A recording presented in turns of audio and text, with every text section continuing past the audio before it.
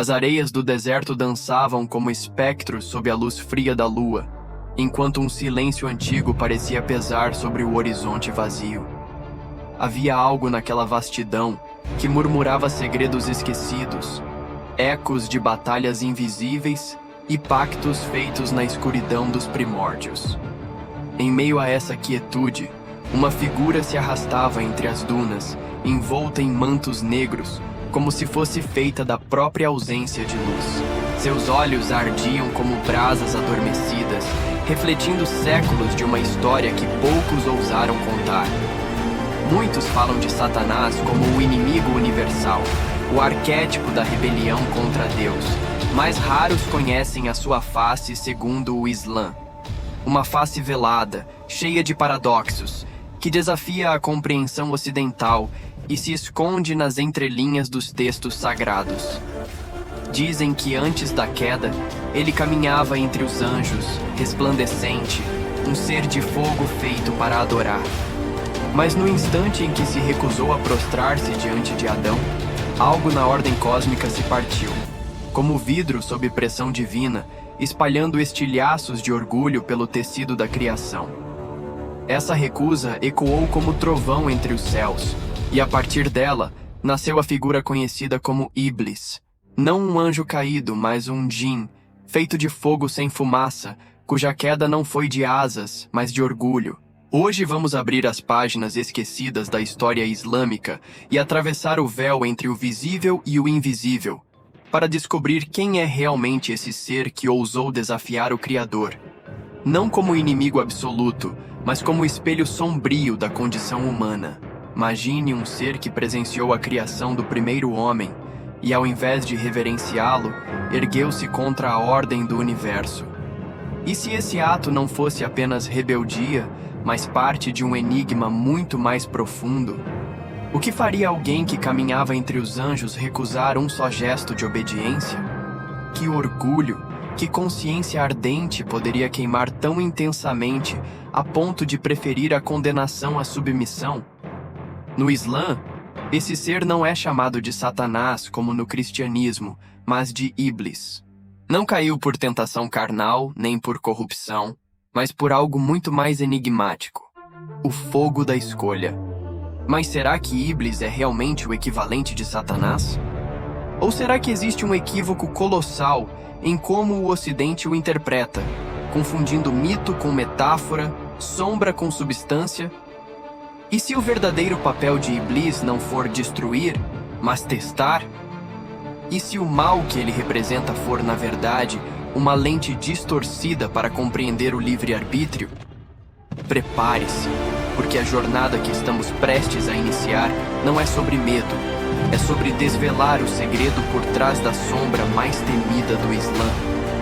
No Alcorão, Iblis aparece em vários capítulos, como na Surata Al-Ahraf e na Surata Sad. Ele se recusa a se prostrar diante de Adão, justificando: eu sou melhor do que ele. Tu me criaste do fogo e a ele do barro. Esse detalhe muda tudo. Diferente da tradição cristã, o Islã não descreve Iblis como um anjo que caiu, mas como um djinn, uma criatura feita de fogo sutil, criada antes da humanidade e dotada de livre-arbítrio. Os anjos no Islã não têm livre-arbítrio e jamais desobedecem a Deus, mas os djinn sim. Isso coloca a queda de Iblis não como um acidente no céu, mas como uma decisão pessoal, um ato de escolha consciente. Curiosamente, o Islã não apresenta Iblis como onipotente nem onisciente. Ele não é igual a Deus, nem seu rival direto. Ele apenas sussurra, tenta, e quem o segue o faz por vontade própria. Há também a figura de Shaitã, que no Islã representa qualquer espírito rebelde ou tentador, e Iblis é considerado o líder deles, mas não é o único. Muitos estudiosos apontam que sua função não é destruir a humanidade, mas testar sua fé, revelando quem permanece firme mesmo diante da tentação. E se a recusa de Iblis tivesse sido permitida, até mesmo necessária, para que o livre-arbítrio da humanidade pudesse existir plenamente? Talvez o orgulho dele tenha sido a faísca que acendeu a consciência humana, dando-nos a chance de escolher entre a obediência cega e a busca por significado. Alguns místicos islâmicos chegaram a sugerir que o papel de Iblis é paradoxalmente sagrado, um inimigo necessário que ajuda a revelar o valor da fidelidade a Deus. Como um espelho distorcido, ele reflete o que há de mais frágil e mais grandioso em nós, a liberdade de escolher, mesmo sabendo o preço. Isso explicaria por que, apesar de condenado, Iblis pediu a Deus que lhe concedesse tempo até o dia do juízo, e Deus concedeu. Talvez então, o maior engano seja pensar nele como o oposto de Deus, quando na verdade ele é apenas a sombra projetada pela luz da escolha. No fim, compreender Iblis não é justificar o mal, mas reconhecer que até mesmo as sombras podem revelar a forma da luz. A história dele não é só sobre rebeldia, mas sobre responsabilidade. A responsabilidade de cada alma ao escolher entre o sussurro da vaidade e a voz da obediência. Talvez seja por isso que no Islã, ele não arrasta ninguém à força. Ele apenas convida, e cabe a cada um de nós decidir a quem escutamos.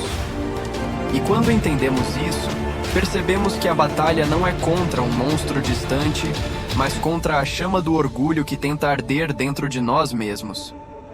Se essa história fez você enxergar o mundo espiritual de um jeito novo, quero te presentear com um e-book exclusivo sobre o livro de Enoque, um dos textos mais misteriosos e fascinantes da tradição antiga. Clique em curtir, se inscreva no canal e deixe nos comentários o que mais te surpreendeu. Eu leio todos. Gosto de interagir com cada um de vocês, e isso ajuda o YouTube a entender que este conteúdo é relevante e a entregá-lo para mais pessoas. Muito obrigado por assistir e fazer parte dessa jornada.